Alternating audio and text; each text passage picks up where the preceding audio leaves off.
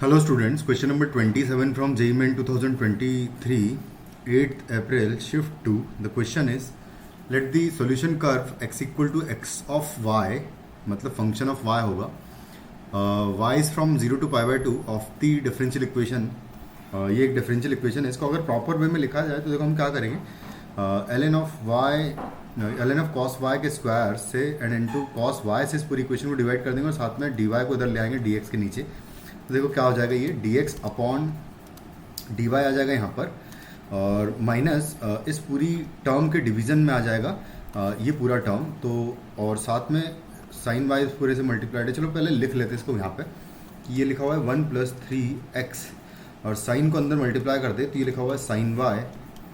Plus 3x into sine Y और into है ln of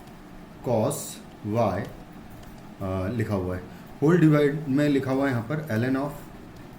cos x के पूरे का स्क्वायर है और इंटू है cos y is equal to 0 है. अब यहाँ पर अलग अलग कर ले इसको अगर, तो dx upon dy minus sine y के साथ वाला जो टर्म आएगा उसको हम लोग सामने लिख देंगे इधर. जो नेगेटिव आएगा तो पॉजिटिव हो जाएगा उधर जाके, और बाकी जो रहेगा वो 3x and divided bye 3x into sign y रहेगा. और ln cos x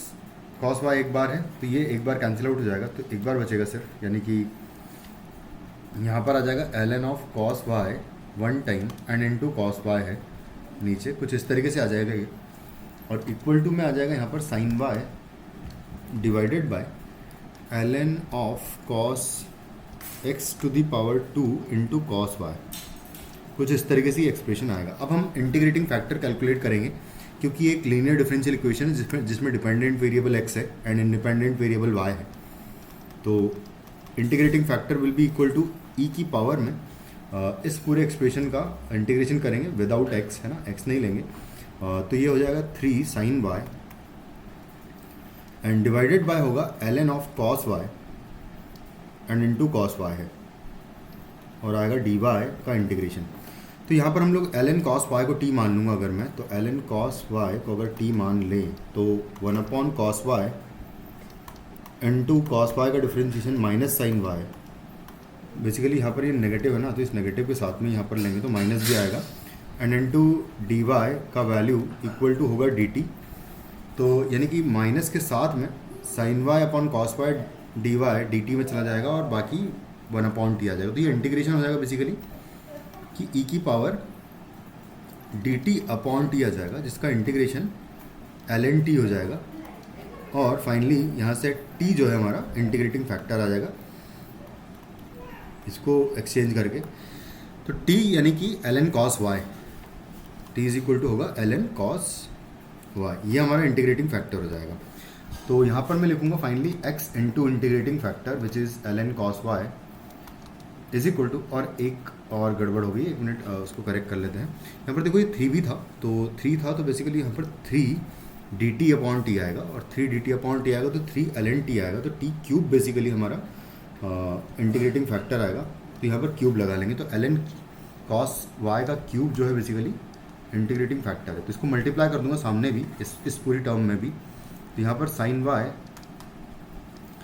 divided by ln cos y का स्क्वायर है एंड इंटू cos y है और यहाँ पर इंटीग्रेटिंग फैक्टर मल्टीप्लाई कर दूंगा जो कि है ln cos y का क्यूब है dy के पूरे का इंटीग्रेशन. तो ये कैंसिल आउट हो जाएगा 2 टाइम्स और बाकी फिर वापस से हम लोग ln cos y को अगर यहाँ पर मैं कुछ z पुट कर लेते हैं तो 1 upon cos y into minus sine y dy का वैल्यू इक्वल टू हो जाएगा dz. तो बेसिकली ये पूरा term cos y sin y और dy मिलके माइनस dz बना देंगे और ऊपर यहाँ पर इसकी प्लेस पर t आ जाएगा. तो ये इंटीग्रेशन होगा ln of x ln cos y का पावर 3 इज इक्वल टू आएगा t dt और वो भी माइनस का, कुछ इस तरीके से आ जाएगा. तो फाइनली हमारा जो इंटीग्रेशन होगा वो हो जाएगा ln x ln cos y का क्यूब आएगा और इक्वल टू होगा माइनस टी स्क्वायर अपॉन 2 आएगा प्लस कांस्टेंट आएगा. टी की वैल्यू अगर यहाँ सब्सटीट्यूट कर दे तो ln ऑफ cos y का स्क्वायर इज इक्वल टू आएगा, sorry cube, is equal to आ जाएगा यहाँ पर minus L N cos Y का, क्योंकि एल एन कॉस वाई को यहाँ पर हमने जेड माना है, सॉरी यहाँ पर जेड आएगा बेसिकली, ये डी टी नहीं आएगा, यहाँ पर हमने जेड माना है ना, तो जेड डी जेड आएगा बेसिकली, आंसर तो खैर वही आएगा, बट हम जेड यूज़ करेंगे क्योंकि टी ऑलरेडी यूज़ कर लिया ना हमने यहाँ पर, तो इस वजह से तो जेड स्क्वायर अपॉन 2 आएगा, जेड का value minus L N cos Y का square and divided by 2 plus constant रखेंगे, और यहाँ पर हम इस वैल्यू को सब्सटीट्यूट करके वैल्यू मतलब y की जगह पाई बाय 3 पुट करेंगे, y is equal to pi by 3 and in place of x 1/2 ln 2 put करेंगे, और यहाँ से कांस्टेंट का वैल्यू निकालूंगा मैं, तो x की प्लेस पर 1/2 ln 2 and into ln cos y की प्लेस पर यहाँ पर ln of cos pi by 3 आ जाएगा कि पूरे का स्क्वायर है, is equal to minus ln cos pi by 3 square नहीं, यहाँ पर क्यूब है, और इसका स्क्वायर है डिवाइडेड बाय 2 है प्लस कांस्टेंट है। यहाँ पर cos पाई बाय 3 का वैल्यू अगर देखें तो 1/2 होगा, तो माइनस 1/2 बेसिकली माइनस ln 2 हो जाएगा ये वाला क्वांटिटी, क्योंकि 1/2 को 2 की पावर -1 लिख देंगे, तो जो पावर है बाहर आ जाएगा -1, तो माइनस ln 2 का यहाँ पर आ जाएगा क्यूब, और डिवाइडेड बाय है लिखा हुआ 2 ln 2, कुछ इस तरीके से है लिखा हुआ ये, इक्वल टू माइनस ln, यहाँ पर भी सेम वही करेंगे तो ln 2 का स्क्वायर हो जाएगा इधर, और डिवाइडेड बाय 2, लेकिन यहाँ पर माइनस बाहर नहीं आएगा क्योंकि स्क्वायर है इस वजह से, और आएगा प्लस कांस्टेंट, तो यहाँ से एक पावर कैंसिल आउट कर देंगे, तो एक बार ln कैंसिल आउट हो जाएगा, तो देखो बचेगा क्या, यहाँ पर बचेगा ln 2 का स्क्वायर बचेगा, और डिवाइडेड बाय आएगा 2 is equal to minus ln 2 का स्क्वायर, और डिवाइडेड बाय 2 आएगा एंड प्लस कांस्टेंट, तो बेसिकली कांस्टेंट का वैल्यू यहाँ से 0 आ जाएगा, क्योंकि ये पूरा टर्म बेसिकली कैंसिल आउट हो जाएगा, तो हमारा जो फंक्शन होगा वो हो जाएगा x ln cos y का क्यूब इज इक्वल टू आ जाएगा माइनस ln cos y का स्क्वायर डिवाइडेड बाय 2 आएगा, तो यहाँ से ln cos y का स्क्वायर जो है कैंसिल आउट कर देंगे, तो x ln cos y अब बचेगा सिर्फ यहाँ पर, और इक्वल टू आ जाएगा -1/2, तो ये फंक्शन हो जाएगा। अब उसने पूछा है कि पाई बाय 6 पर वैल्यू क्या आएगी, तो एक बार पाई बाय 6 पुट करके देखते हैं, तो y की जगह पाई बाय 6 पुट कर देंगे अगर, तो हमें मिलेगा x into ln of cos pi by 6 is equal to -1/2, तो x इज इक्वल टू आएगा ln of cos x is equal to आ जाएगा -1/2 ऑलरेडी है, और ln cos पाई बाय 6 √3/2 होता है, तो ये हो जाएगा ln ऑफ √3/2 है, इस तरीके से आ जाएगा। लेकिन हमें जो एक्सप्रेशन निकालना है वो इस फॉर्म में लेके आना है,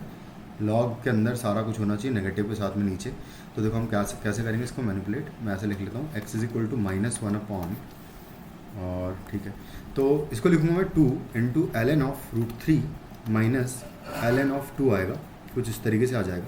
तो आएगा -1/2 ln √3 जो है बेसिकली ln 3 हो जाएगा, क्योंकि स्क्वायर हो जाएगा यहाँ पर √3 पर, ये 2 को ऊपर पावर में पहुँचा के, सेम में मैं 2 को यहाँ पर भी पावर में पहुँचाऊँगा मैं, तो ये ln 4 आएगा, और माइनस एडजस्ट कर देंगे अगर, तो यहाँ से आ जाएगा -1/ हो जाएगा ये ln 4 माइनस ln 3 हो जाएगा, तो m और n का वैल्यू आ जाएगा, where m and n are co prime, तो m इंटू n का वैल्यू बताना है, ठीक है, तो m और n का वैल्यू देखिए तो m इज इक्वल टू 4 है and n is equal to 3 है, तो m इंटू n का बात करें तो 12 आ जाएगा, हमारा फाइनली आंसर हो जाएगा इस क्वेश्चन का। Thank you.